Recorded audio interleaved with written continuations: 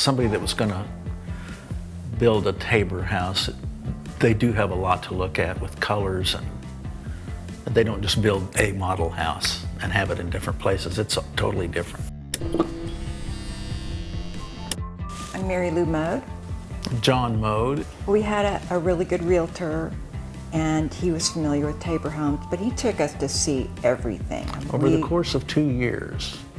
And when we didn't want to live way out, because our kids live right off of Portland, and we wanted to be a little bit closer to them as we get older, and we wanted to be all on one floor.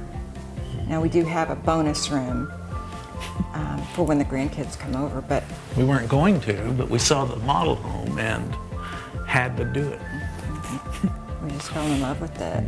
My favorite part of the floor plan is what we were looking for initially was the one big room idea. Everything's in one place, the kitchen, the dining, TV watching, everything.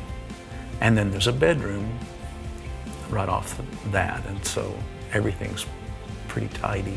I think the thing I like best is that we did upgrade to the taller windows, and our house is filled with light in the morning. It is so beautiful, it takes my breath away. I never put a blue sticker on anything. They gave us the blue stickers to put on little flaws.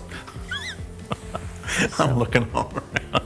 And my realtor, he was excited, and the guy that was there was placing all these different things. We've known people who have built houses, and it's just a nightmare. We know people that have had horrible experiences building their own houses. Somebody told us that Tabor likes for couples to stay married through the process. So.